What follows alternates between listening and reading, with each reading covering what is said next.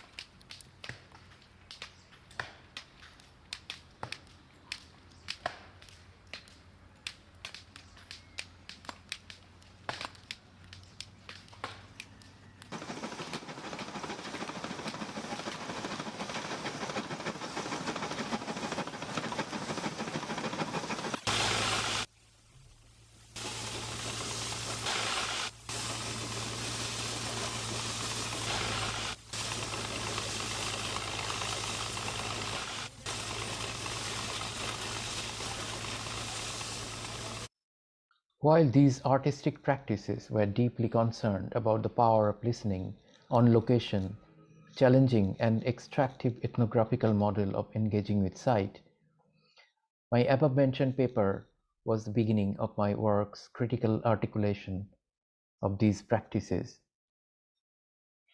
within a growing interest for sound research and academia in general, not only to voice my concerns on these issues, but also to situate my artistic research within the trajectory and genealogy of sound art scholarship globally. At a later stage, these considerations were instrumental in writing this book. I was searching for an explanation and a conceptual premise to understand my fascination with ambient and environmental sound presence in the mediated and augmented universe of cinema and in any sonic media production in general. How do environmental sounds affect human hearing? Through research, I figured perhaps the idea of the Sarauzi effect answers this question, which composer Claude Steyer defined as a sensation of plenitude, sometimes created by the contemplation of a complex soundscape whose beauty is inexplicable.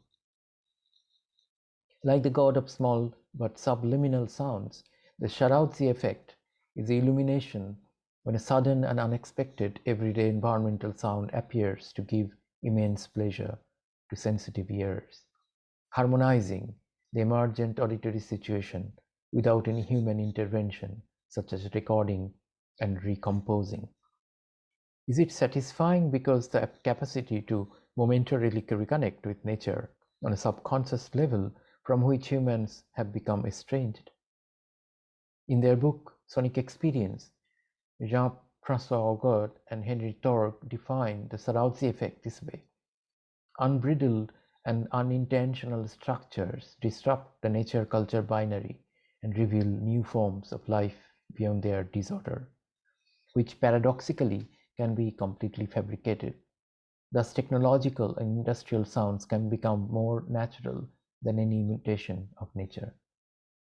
It is this blurring of the edges of aesthetics, this shifting at the frontier of art itself that defines Sarauzi.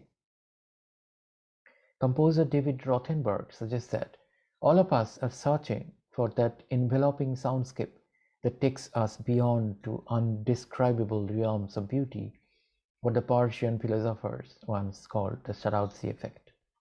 Even so, environmental sounds are generally taken for granted in film.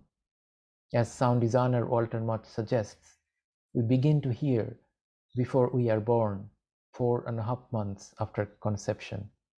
But after birth, our sight and the visual sense become dominant over sound. Oral realization surfaces only when the visual is absent in perception. This is somewhat like a blind person feeling insecure when objects around him or her are moved. But film is a mediated construction, not a replica or lip splice of our perceived world. In the value system of filmmaking, environmental sounds are mostly perceived as noise. A film soundtrack includes or excludes particular ambient sounds using tools such as Dolby NR, depending on the story. If its use is diegetic, the soundtrack will not disturb the audience's attention from the camera focused on the character's voice. In the case of non-diegetic usage, the soundtrack will highlight sounds that may not actually exist but add color in post-production. With this industrial filmmaking approach, some environmental sounds are used as refrains comparable to musical motifs in films when made by authors with sensitive ears. When present within the auditory setting, like the Sarauzi effect, these sounds can provide moments of subdued and sublime pleasure that we usually do not acknowledge. They inject hues of vibrant aural colors to replace the one-dimensional dialogue background score sound effect schema of film soundtrack production, which merely serves the visual domination of the film's narrative. This is the personal and contextual ground on which the auditory setting develops. In narrative works, the setting can be understood as the environment in which a story or event takes place. Setting includes specific information about an environmental situation as a description of place and time. It presents a backdrop for narrative action. Careful engagement with this setting can result in a meaningful portrayal of a site and its environments. The setting made within a mediated world, such as film or sound works, requires information about place, the spatial situation, and time arranged as oral or visual elements to evoke intricate sights, sounds, and other sensations of location and situatedness. I term the sonic environment crafted within a film and media production as auditory setting, or mise en sonore, which is constructed by using the specific sound component, that is ambience or ambient sound. Ambience is a standard term used by sound practitioners to denote the site-specific sounds that provide characteristic atmosphere and spatial information in audiovisual productions. How ambience or ambient sound is used as a site-specific element to compose the auditory setting that renders a spatial sensation during the production of films and sound artworks is comparatively examined through the book. The aim of this book is to question classical assumptions about sound in film and media arts, such as audiovisual relationships, drawing from Michel Chion's seminal work, and shift the focus towards location and its sound environment, whose presence is deliberately constructed in a soundworks diegetic world as a vital narrative strategy. Examining this strategy, this book aims to shift the focus towards unpacking a sound site or audio place relationship. The emphasis on site in this study enables an informed investigation of an essentially anthropogenic process of the sonic environment's mediation and reproduction. As Andrew Eisenberg suggests, the spatial turn in the arts and humanities is an entry point to our study the sound's underexplored relationship with location and the constructed spatiality. Indeed, no systematic research has been undertaken to date on site-specific ambient or environmental sounds and their mediation through sound recording and production practices. This book offers a comprehensive understanding of the subject beyond obvious audiovisual relationship. The book contributes to an emerging discourse in sonic research concerning the evolving relationship between sight, environment, sound, and mediation approach from a practice-based perspective. The auditory setting is a culmination of many years' intensive thinking in these lines, research and sensitive listening to films and audiovisual media, and most importantly, engagement with multitude of locations during extensive travel across the globe. My curiosity for sound in film and media arts are distilled in this book that investigates how narrative and sense of place are constructed in film and media arts. Although this sonic backdrop acts as the acoustically mediated place where a story or event can take place, there has been little academic study of sound undervalued role in cinematic setting and its production. Drawing on theories of narrative, diegesis, mimesis, presence, and rendering, and following a varied number of relevant film, audiovisual, and sound works, this book is an exploration of human agency and affordances in mediating and consuming environmental sounds in the Anthropocene, a geologic era with unprecedented control and accelerated exploitation of nature. We'll skip through the second chapter, which describes the development of sound recording, ambient sound recording through optical, magnetic era, and digital recording era. We move to the chapter 3 on location and other stories, in which A number of generic sites are discussed with examples from films based on some of these sites. I start with one clip from Mother and Son, Alexander Sokurov.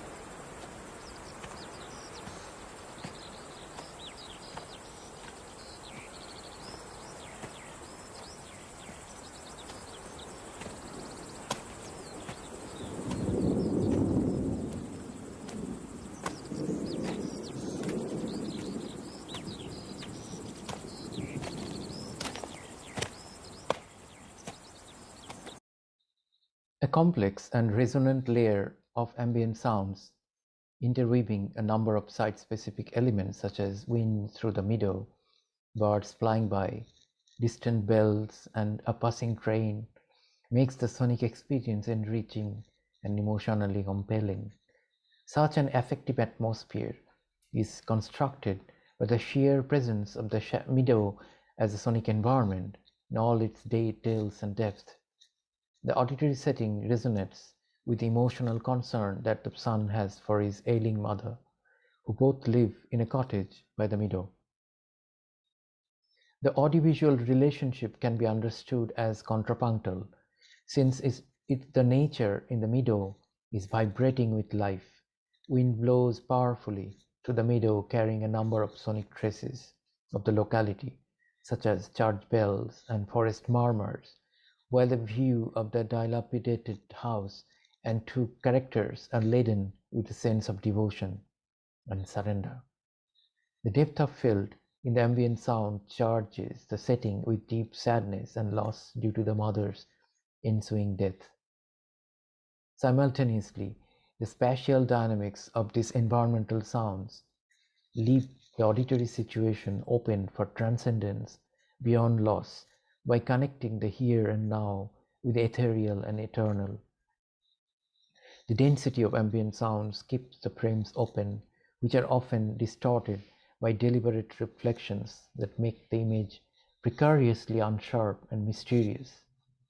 The asynchronous and contrapunctal relationship between ambient sounds, such as natural, mimetic, deep, dense, layered, and alive, and the sparse and unnatural moving images that are diegetic and characters apparently oblivious to the lush green nature and movement of life, makes the audiovisual synthesis mysterious and poetic.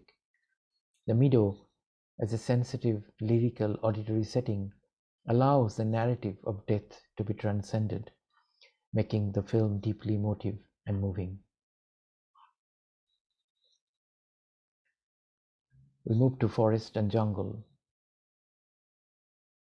Let's listen to a clip from Apocalypse Now, Francis Ford Coppola, 1979.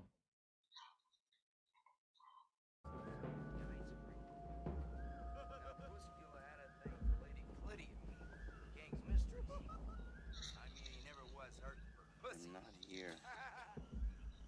I'm walking through the jungle gathering mangoes. I meet Raquel Welch. We make a nice mango cream pudding.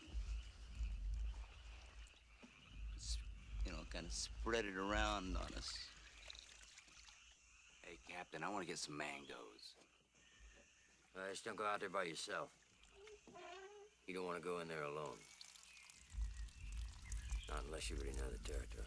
Any poisonous snakes around here? Fuck it. I'm gonna go get some mango.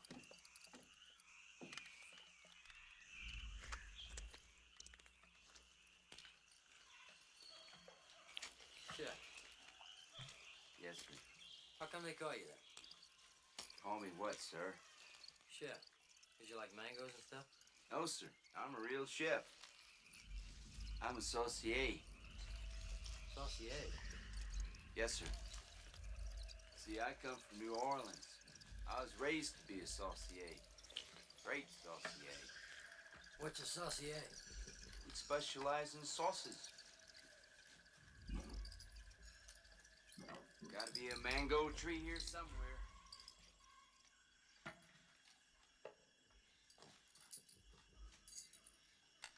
And then I was supposed to go to Paris, study at the Scoffier School.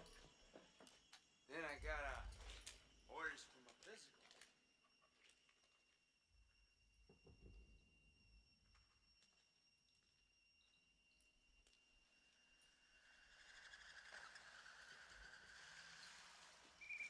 Hell, I joined the Navy.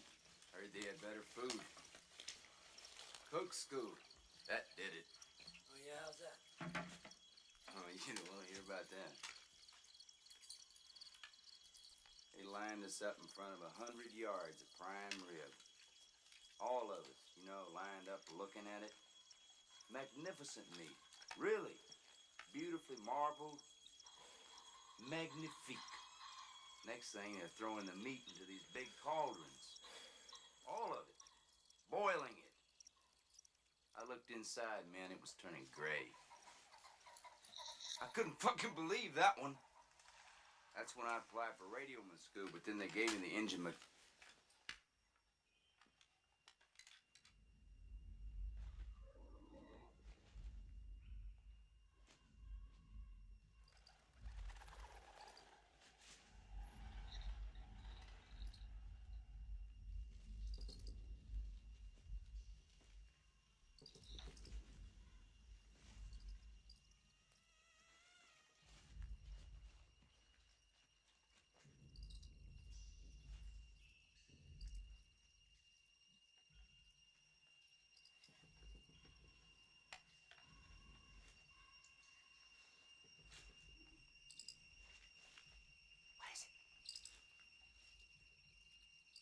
Charlie?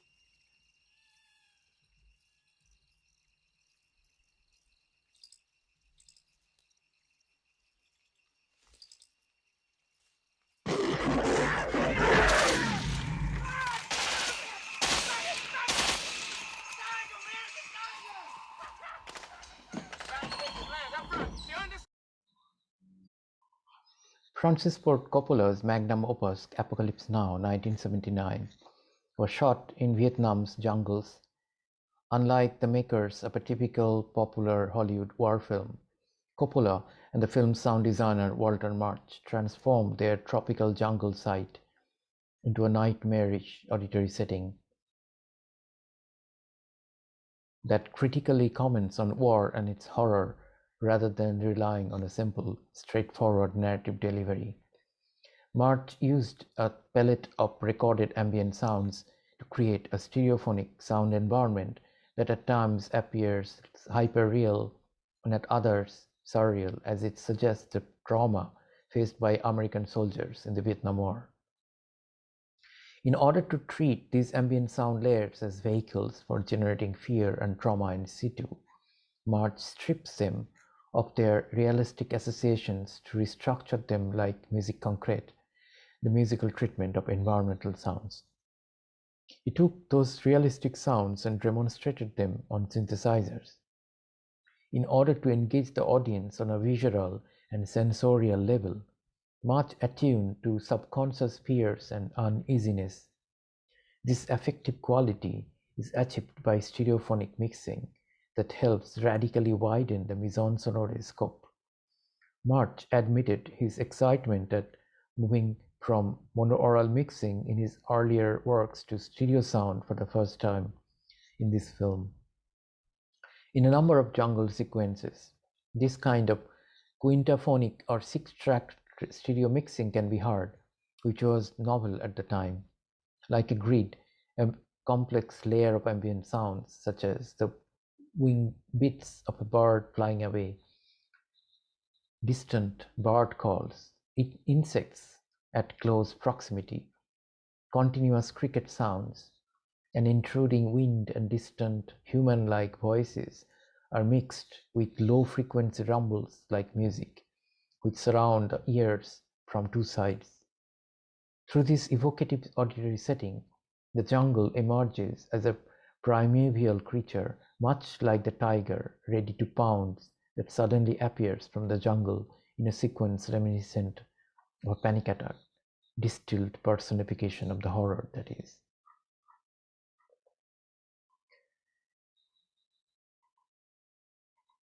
There are several sites that are described in the book. Passing through quickly through them, I just go to the final section of the book.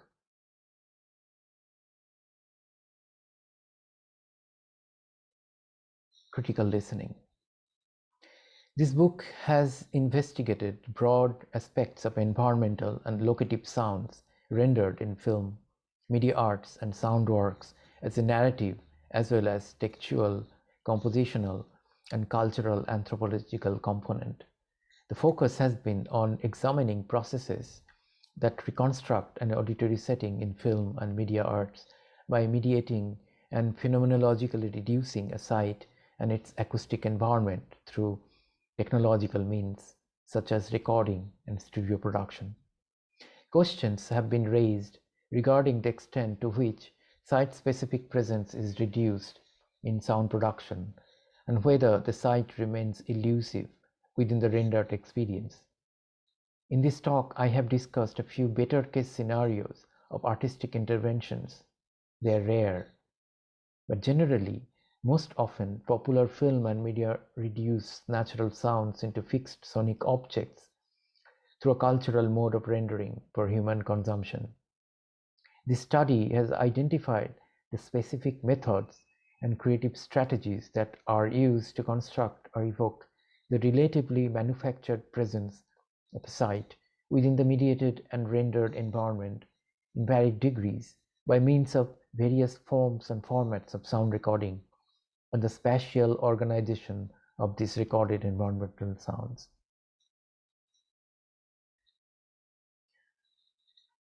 I complete the talk by some further commentaries. Jacob Bronowski argued that humans have been ingrained in natural landscapes and habitual sites, whether knowingly or unknowingly.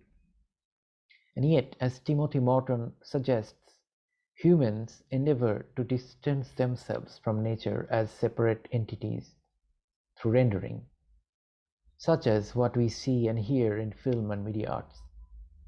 Location-driven film and media arts perhaps function as a mirror or lens through which we can hear the sites we occupy and ourselves as we occupy them, perceive them, abuse them, or personalize them through the agency of human intervention and technological mediation. In this book, I diagnose how the film and media technologies such as sound recording, photography, and motion picture camera were inherently colonial and how their genesis was through a Western colonial model of extractive engagement with nature as a resource for gains and profit, entertainment, and consumption. rather than a source for affective return. Through media technological advancements, the world has entered Anthropocene, a geologic era defined by unprecedented human invasion into Earth's environment and ecosystems. I have used this book premise as an occasion to assess the portrayal of these environmentally troubled sites in man-made film and media arts, and how insensitive often they are in handling their sonic environments. I have pointed out how the intricate layers of environmental sounds from the sites are lost through technological mediation when recorded, turning natural environments into sites of spectacle, consumption, and entertainment, much like the human colonization of the natural landscapes. Thank you. Thank you so much. That was really fascinating. Cathy, would you like to join the conversation now? I think that Lucy is going to pin your video so we can see both of you at the same time. Hopefully that will work. But yeah, Cathy. Great, thank you very much.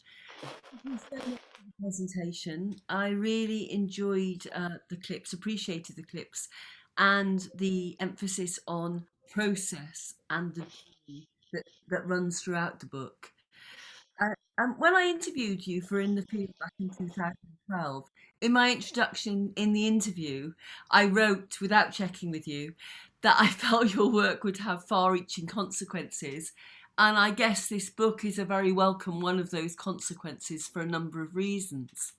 I mean, as you say, film sound's still relatively under-theorised, and ambient or location sound is definitely under-theorised, particularly in relation to its cultural and historical development, specificities and differences.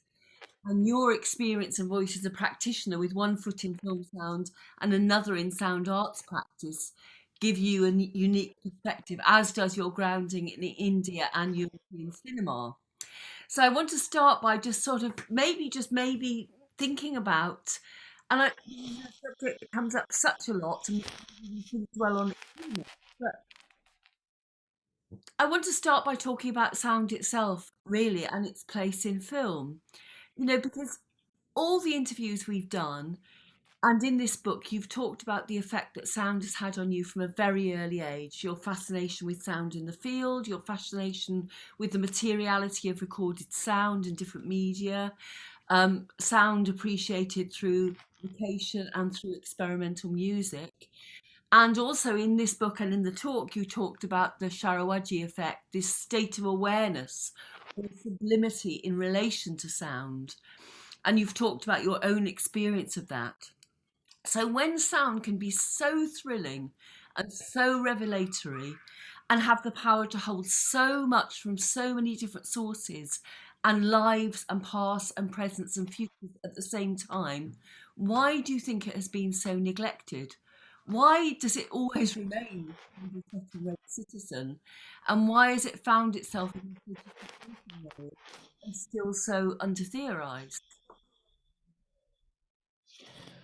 I think the sound field in cinema is not under-theorized anymore. There are flux of writings appearing, particularly after the Eisenberg termed spatial turn. Giorgio Biancorosso is writing on situated listening. So there are new works, new breed of scholars are coming up there, thinking through the audiovisual relationship and separating the audio from the visual. When we talk about audiovisual relationship, the way Michel Chion studied film sound, when James Lastra and Rick Altman's writing, they're very much focused on the audiovisual relationship. But Biancorosso is talking about how sound can be a separate area of praxis and investigation. So in this particular intervention, sound is separated, and when it's separated, there is more attentive focus on sound aspect. And so I think that it's not neglected so much today. There are new works coming up, but still we consider Chion's writing even though it's very useful to make the ground, is still seminal. So there are more works needed to question the audiovisual relationship and taking sound as Biancorso claimed, a separate area of praxis. I mean, following on from that, I'm really interested in this term, and I again, sorry, this is quite an overall question or an overall theme. This term that you've chosen, or this term that you're using, or maybe it's a term. You know, I'm not a film sound practitioner. So, I am a sound artist, so I'm not so familiar with how terminology is used within film sound. But this term ambience to me seems really deeply problematic. Yeah. You have talked about, you're talking about the importance of sonic environment or mise en sonore, which I really like that term in film and how it's constructed from a number of perspectives. And but you refer to that as ambience or ambient sound a lot through the book and your talk. And I mean, to me, I think as you mentioned in the book, ambience denotes something that is sort of by itself, in its own terms, very much a background sound. I think you say it's, wind, water, birds, room tone, office rumbles, etc., etc. So in the context of filmmaking, ambience seems to be very much like the background or the atmosphere, something not to be noticed. This conflation of ambience and environmental sound is something that doesn't really seem to be shared within sound arts, I would say. And that, that in many contemporary contexts, ambience is thought of differently from the way that you're using it or is maybe used in film sound. I mean, that's partly due to things like New Age recordings, the ambience of waterfalls and flute or whatever, but also, as you mentioned in the book, Brian Eno's work with ambient music and Seth Kim Cohen's critique of ambience within sort of gallery settings.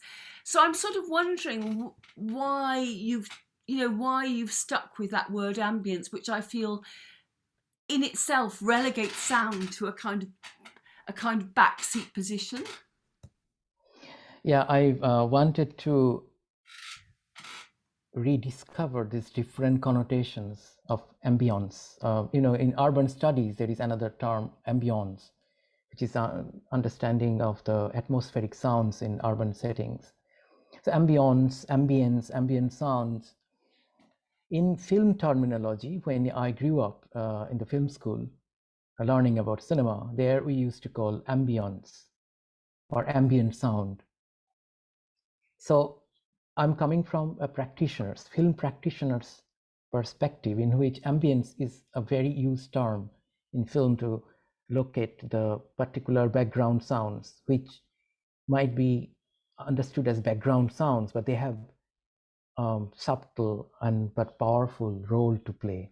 And this powerful role I wanted to uncover in this book. Even though they are understood as remaining relegated to the background, voice is in the foreground always, is a kind of filmmaking, film production, aesthetics or strategy, so to speak.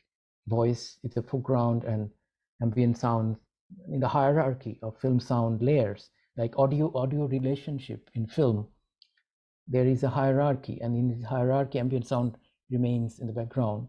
But even then, they have so power to orient the audience towards not only the narrativity, but also to sense of presence, diegesis and mimesis and their interplay, the sense of acoustic ecology, the sense of groundedness, situatedness, and also some conscious connection. Voice may not have that amount of power in create a subconscious connection with location. So ambience is so powerful, but unassumingly powerful. So I was trying to figure out why they are so unassumingly powerful and what is the actual role of ambience in film. And I was, from the very beginning, as I described in the text, very much focused on, driven by the idea of ambience. And that was a fascination, or I would say obsession, and to figure out the role of ambience. So yes, it's in the background. It remains in the background in the filmmaking strategies, production, modes of production. but it has huge amount of power Mm. to move the audience in navigating the narrative. I mean, do you think in a lot of contemporary sound arts practice, it's moved out of the background and more into the foreground? I mean, because in a way, what sort of happened with a lot of kind of artistic field recording practices, if you like, is that the narrative in most cases, or the vocal narrative, has been taken away and is replaced only by the background, which becomes the foreground, as a sort of object of as an object for examination, oral examination, I guess. And what do you what do you think about that? I think if you remove the voice, or you treat voice as in the same at par with the ambient sound, such as Kids Big Sound Work by Hildegard Westerkamp, or artists who are dealing with spoken words and ambient sound, creating a different kinds of power relationships between them with different layers of sound that you are dealing with. Those kind of strategies, they blur the hierarchical relationship between ambient sound. It keeps, or it brings ambient sound layer to the foreground. Yeah, I mean, I think I have a problem with that word ambient. I definitely have a problem with that word ambient. I feel that while that word is in play, sound is going to be kept in a particular place. And I kind of I want film, I don't know, to be able to embrace that kind of grail, if you like, that so many other people try and embrace, which is the kind of the sonic knowledge which is contained and only understood through listening, which is kind of in sound. I mean, I suppose that's Feld's kind of acoustomology, or this kind of sonic knowing. And it relates to that thing, the Shawaji effect, this kind of amazing thrill that sound can give you if you're really concentrating on the sound, if it's not an ambience. you know? Yes, I totally understand the argument that ambience, when the way you associate with the term ambience, because as soon as you hear the word ambience, you think that it is in the background, it stays in the background. It's the BG, or background. Even in Europe, you call it BG, background sound, background BG. But what I'm trying to understand is whether this marginal position is helpful for ambient sound layers. Marginality is not necessarily a disadvantage. Marginality can have different ways to penetrate the power relationships and different ways to have their own voice. I like, for example, I consider myself a marginalized scholar, and in the field of film sound studies. And this marginality I enjoy very much. I don't like to go to the center. I like to stay in the periphery. It's much more comfortable position for me. So given this analogy, I think ambient sound being in the background, having a power which it doesn't use that much, but this power is subdued and also very deep, I would say. Because if we go through the film sound, emergence of film sound, and how ambience is becoming a very important factor and also a tool in the hands of the practitioner in Dolby Atmos era. Even sometimes the practitioners, I interviewed 32 practitioners, and they think that it's very difficult to handle ambient sounds when you are given 128 sound speakers on top of your head in your background. So ambient becomes a powerful component to the trajectory of sound practice. I understand what you're saying, I think, about the marginality, about staying in the margins, and so in a way you're not kind of making an argument for sound to come out of the margins. You're really interrogating or investigating how it's working within that marginality. So you've sort of accepted its position, its marginal position. Its marginal position is due to what Walter Murch calls the birth time, the time of birth of sound and image. Sound is earlier and visual comes later in our understanding. So when visual comes, we take sound for granted. So it's in our genesis as part of the human condition. Sound is relegated to the background. It's more subconscious. It's I think having less power in everyday practices. But even then, it is powerful enough when we are sensitive, for example, to the site, the location, the place we occupy, the landscape the habitual landscapes that we go through or pass through, the places that we encounter in our travels. In that sense, acoustemology may not be the mode of understanding. I think acoustemology is very anthropogenic. Why a nomadic listener would traverse to place and always look for meaning in sounds. Maybe if we suspend the meaning making in sound, knowledge, the epistemic structures embedded in sound, if we suspend that, then being in the world becomes much more important. And there is no hierarchy. The being in the world, like I'm in a place and I'm trying to feel that place instead of trying to make sense of the place. And this feeling, this very phenomenological, this very personal, subjective, intersubjective engagement with place, with poetic openings, rather than having epistemic understanding through acoustemology, something I would prefer personally as an artist and thinker. And this acoustemology is, I think, a wrong lens or ear to understand sound, look at its sound particularly.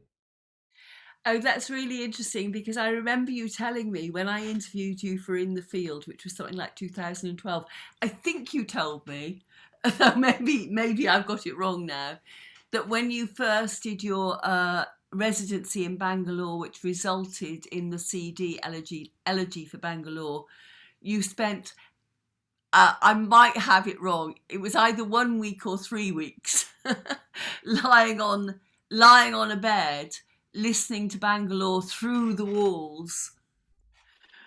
So coming into the room you were in from outside, which I feel really kind of chimes in with what you just said about not trying to kind of understand, but trying to be in it. Yeah, it was not acoustemological entry into the urban atmosphere. It was more like a psychogeographic approach, wherein I was unpacking the different layers of the city, particularly 3 layers. One layer is very close proximate layer, and the second is around the house, the locality, the neighborhood, and third is the entire city, part of which is reaching my ears. So lying in my apartment, I was imagining the different layers of the city, not through knowing, but through perhaps a kind of poetic unpacking of the city in my ears. It's more imaginative than concrete mapping or cartographic sense, which comes with acoustemology. You map different layers. But I was not mapping, I was psychogeographically. Psychogeography for me as a practice is very, very, very important. And all through my life, I have been going back to psychogeographic understanding. Situationism and auditory situationism is something is kind of central to thinking. Was it 1 week or 3 weeks? 1 month, 6 weeks. Even better. I mean, I'm interested you said that, because elsewhere, I think you've said, maybe in this book and also elsewhere, you've talked specifically about Indian film sound and the general lack of ambience in Indian film sounds. I think, in the book you say about how there are many examples in popular Indian films where ambient sounds are very much kept at bay. And I think in Sound Now you talk about, I've got a little quote, that it's a kind of escapism from the here and now, which is embedded into Indian thinking, and that the idea of the here and now Yeah. transcended. So, I mean, if does anything replace the ambience, or is it just a silence? It's a personal space. It's a personalization of um, everyday sounds with headphones, with like radio spectrum. I grew up when radio was so much omnipresent everywhere. All the street corners, all the houses, always blaring radio, different channels, music, um, radio dramas, talk shows, and then television. So television, radio, the mediated environments, they replace the actual ambience of the place. They eat up the ambience of the place through mediation and through mode of entertainment consumption. So that's kind of on the ground, though I would add to that definitely car horns and other motorized traffic forms. But in film, you know, what replaces the ambient sound? This is a riddle I'm trying to understand. Okay. Why the Indian cities are generally very dirty, and the sense of dirt is not understood as something habitable. Dirt and noise, in terms of sound, the noise levels are so high. But cinemas, Indian cinemas, are before 1970s and 80s, before Dolby noise reduction, like digital revolution, I'd say 2000, 2001, 2002, when the digital revolution is taking place in the Indian cinema, in the production. Before that time, Indian cinema was not interested in listening at place. There's a huge amount of either the production process to remove the sounds, or using pilot or guide track, which are already removed. Like pilot or guide tracks are recorded on location during the shooting, and then everything is dubbed inside.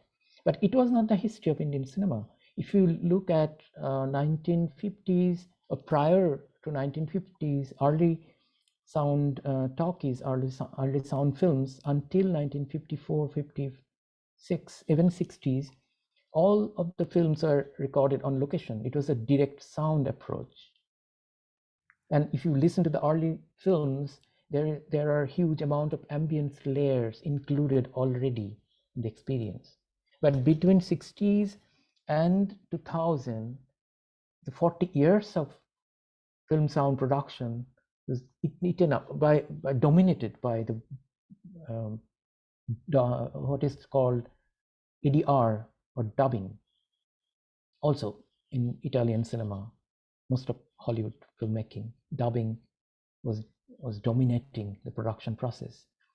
So it is not really the fact that Indian cinema is always relegating ambient sound or abating the ambient sound, even though its cities and villages are extremely noisy.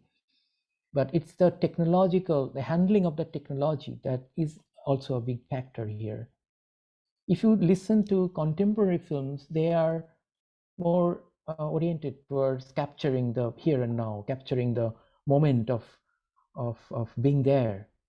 Contemporary, what are called Indian indies, independent films, they are very much focused on the kind of realistic representation of location. And there, most of them are again coming back to direct sound, which is termed sync sound. The sync sound has become like a dominant mode of production today.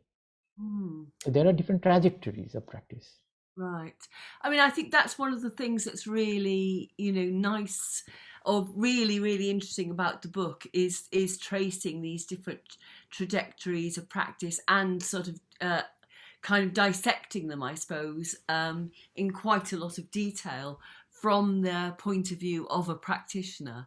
You know, and I think you talk about that somewhere, how the importance of the artist's voice, rather than the fact that so much of film sound is theorized by non-practitioners. And and I would agree with that very much. It's it's good to have somebody who can do it and who does do it, talking about doing it, essentially, or the doing. I will hand over for other questions, but I just want to ask you one question, really, a sort of final question, which is very much about I think at the end of the book you have you're talking about new critical approaches and engagements, and you're talking about the idea of immersion, which is a very now idea, both in in all forms of audio visual and to some extent audio on its own, sound arts practices on its own, um, production. And you talk about the immersion as not entirely a good thing. Um, and of course, that is the holy grail of a huge amount of technical development right at this moment. So I just wonder whether you could tell us a little bit more about why immersion isn't an entirely good thing, in your opinion.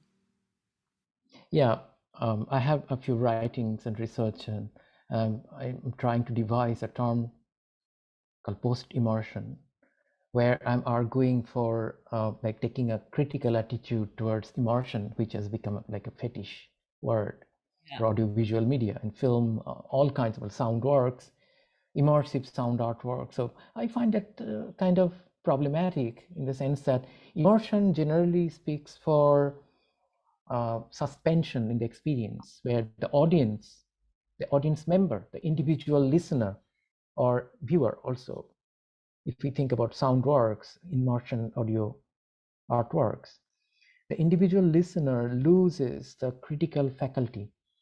That is the argument that I'm having, and I'm drawing from different theorists of immersive media who are very few of them, Lucas, for example, are critical towards what immersion is and what is the ramification of being immersed, whether it is having the power relationship between the experience and who is experiencing it, the listener, is equal and equitable. Whether through the mode of immersion, technological companies may have a hegemonic agenda of transmitting hegemonic content and viewerships and viewings, mode of viewing and listening. Particular conditioning of the listening process is something immersion is doing. So I have been very critical about immersion as a medial device or dispositive, and whether there are criticality that we can nurture as practitioners towards immersion. So I advocate for a discursive moment, like a rapturous moment in immersion. I suggest or propose 4 different attitudes or modes of rapture. One is asynchronism, audiovisual asynchronism, activation of the experience by the audience themselves. Like audience, they have the key interactive artworks, they have the audience having the power to activate. And also noise, particular scream, for example, noise, or also in intertitles in film, there are intertitles which is breaking, interrupting the flow of narrative. So those kind of different methodologies that one can take to get the immersion and having the critical faculty return for the listener or the audience, which I term post-immersion. Yeah, I mean that's really interesting, and I would definitely welcome that. I mean, in a way, I feel I was as immersed as I'm ever likely to be in anything when I was watching the Apocalypse Now clip earlier this morning. For the first time, I was definitely immersed. But I was also thinking back to my experience I had earlier in the summer, where I was working in an ambisonic studio, a 3-dimensional sound studio. And actually, what I found was that my ability to think 3-dimensionally and and kind of narratively on a time-based, it felt like 2 entirely different processes. that I couldn't really marry together as a practitioner. You know, I couldn't actually think that way and kind of that way. You know, my brain just wasn't kind of dealing with that sort of immersion. So I think the term immersion as it's being used now is another one that needs a kind of a lot of sort of critical unpicking. And Yeah. I wonder if now Francis, would be a good time just to yeah. open up to other questions. I would love to let you carry on because it's fascinating, but perhaps we ought to just see if anybody has any questions, and if not, we can come back. If anybody wants to put their hand up, or you can also put a question in the chat if you like as well. Any questions from anybody? It was so lovely listening to you talk to each other, because obviously you know each other so well and each other's work so well that it's a real joy just to listen to you talk to each other. But at the same time, let's see if anybody has. Yeah, Meile has a question, I think. Oh, okay, go for it. I can't actually see. Hi, thank you. Thank you, Budhaditya and Cathy. I was really interested in your in the discussion you had about the term ambience. I'm coming from film sound, so it's a very usual and used term, of course, as Budhaditya was saying.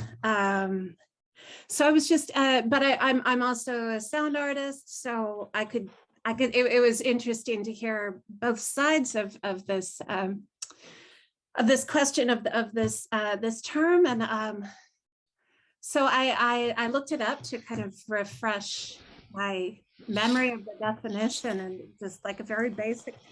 And it's interesting because it's basically defined as the character and atmosphere of a place, or or it could be a person even, but it's the character and atmosphere, the qualities of that person, of that place, which was in line with what you've been saying with the auditory setting. And I was thinking, because I very much I resonate with this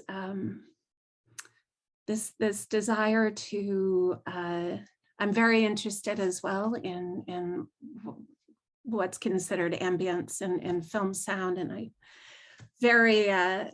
I think that your perspective is a perspective that has been missing in film sound studies. And I wonder if this sort of issue, or what makes the term ambience feel problematic, is not the actual definition itself, but this this position we put it in, this perspective that these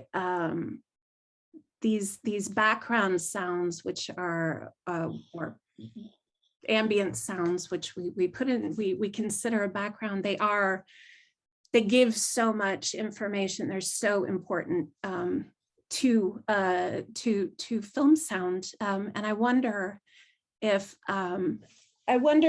it's more. Let me see how I can articulate this. Sorry, I have my 7-year-old is home and pulling at my foot while I'm trying to talk because she had a COVID exposure. So I apologize for this. I wasn't planning on that. So let me just gather my thoughts again. And maybe it's our cultural view of ambience that creates the perspective rather than the definition of ambience as itself. Does that make sense? I'm not sure if that brought up, if you want to go back to that discussion. I thought it was really interesting, just from this sort of the sound art perspective and the film sound perspective, if that makes sense. Thanks so much. That's a really fascinating question. I just wonder if maybe I'm so distracted. No, not at all. I fully sympathize. I'm just wondering if anybody else has another question they want to ask as well, and then we can put another question to you at the same time. Anything in the chat? Okay, if not, then please go ahead and respond. Yeah. I'd just like to jump in there a moment and say, while you were talking, it did strike me, you know, this kind of very, very, you know, I was sort of quite surprised that Budhaditya's kind of acceptance of, you know, of sound as a kind of marginal part of filmmaking, because I feel that, like, you know, the last 2 decades of my life have been sort of very much about centralizing sound, trying to bring it to the foreground, making it an object for us to actually notice, to think about how we listen, to think about how we relate in sound. So I'm sort of used to being around people who think like me. And that's exactly, I mean, that's why it was so interesting. I mean, I feel like I sort of got to experience and witness, like, such an important conversation, precisely because of that, because I know from the sound art side that it's been so important, and you know, that exactly to have that come to the foreground, to use the background and foreground again.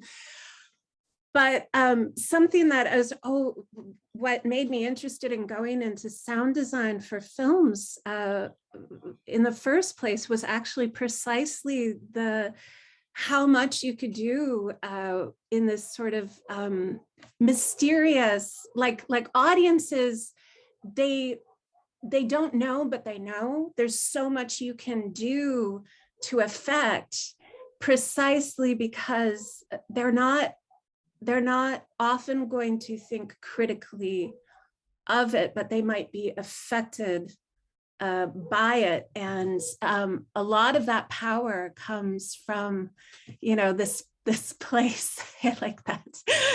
A lot of that comes from this place of well,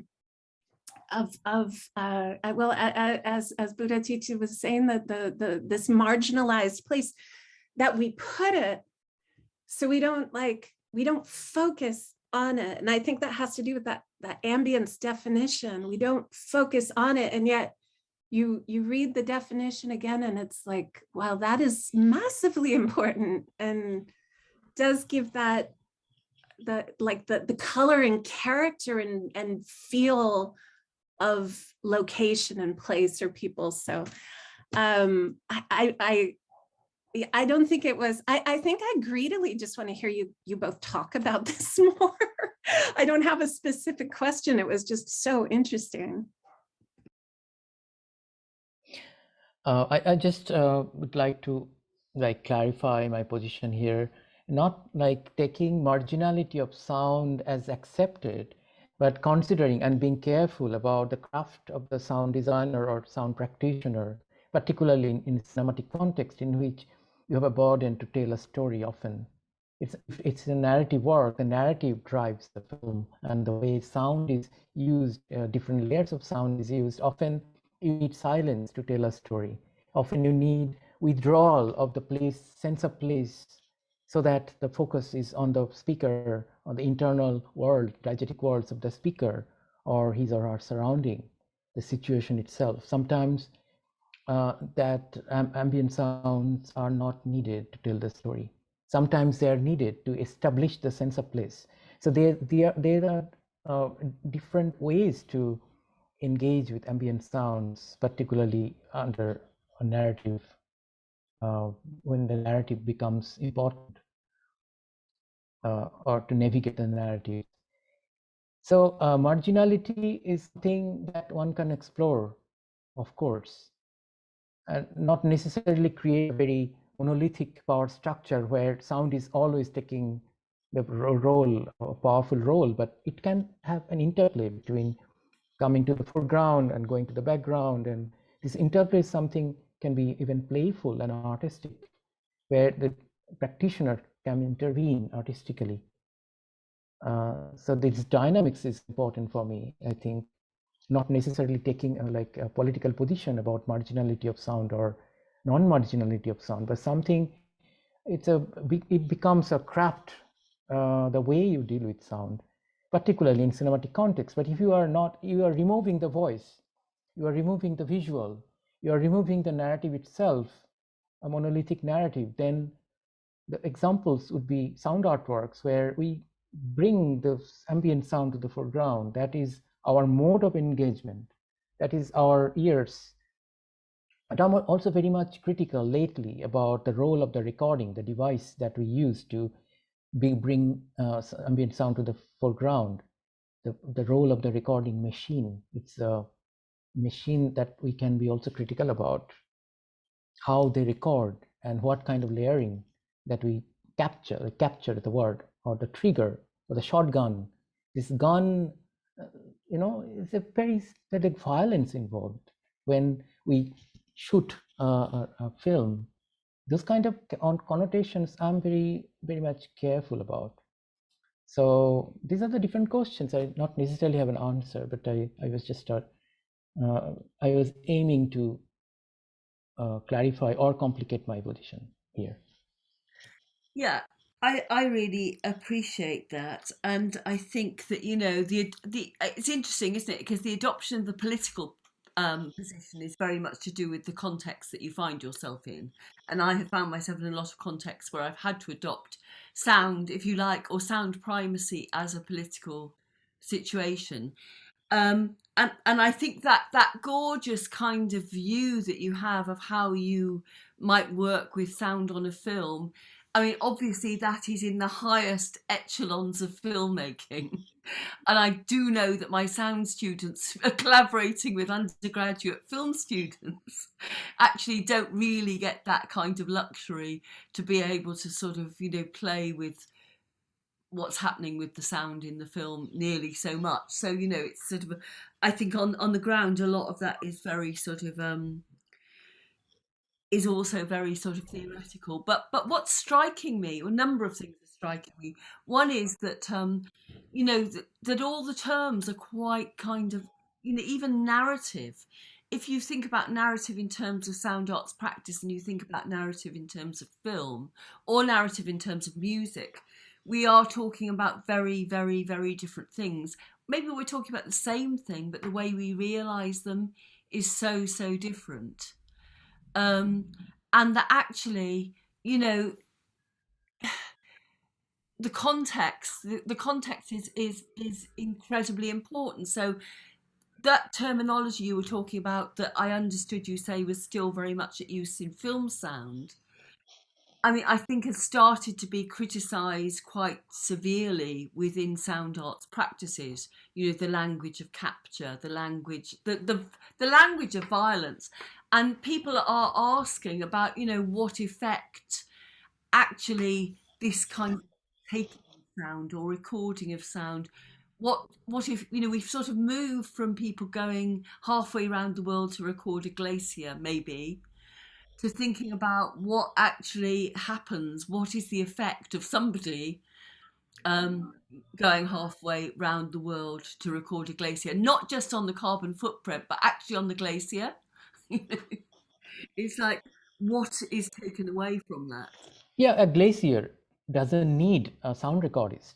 No, it doesn't. No, the sound recordist which needs a glacier to record. So it's not a two-way process, So I'm also thinking whether ambient sound can always have the primacy, the powerful position, and the liminality, or the liminal spaces, or marginality, or peripheral positions. They are also interesting to discover, and they hold different kinds of power: the power of solidarity, the power of affect, and kind of sense of empathy. Those are not the central, they are peripheral. So I think I can associate myself with ambient sound layer in film, being a person of color, for example, or with my background. So I think that this marginality I enjoy very much, and I don't know, I don't have an clear explanation why I enjoy marginality and peripherality. Something to do with what Gayatri Spivak would say, the subaltern. The subaltern in today's world, they have become important, I would say. Subalterns are speaking. And these subaltern positionings are like turning upside down after Black Lives Matter. So if you think in terms of marginality, it has a lot of power today. People who are talking from the margins, their voices are being heard more than people from the center. So how do you like to explain that? in terms of sound, well, I think you're explaining it very well. I think that's an absolutely, although I hate to do this, I think that's an absolutely perfect place to end. We are at full time, so I just really want to thank you both for just such a fascinating conversation. And I mean, I think we can probably keep this space open for another 5 minutes. So if anybody wants to stay back and ask any questions who didn't get a chance to, but I think we'll kind of officially draw the event to a close. And just really to thank you. It's just been so amazing, like for me personally, just amazing to listen to you both. So thank you. And yeah, that's thank you. That's it. So if you want to go, we're finished. If you want to stay on for 5 minutes, we can chat a wee bit more. Thank you. Thank you.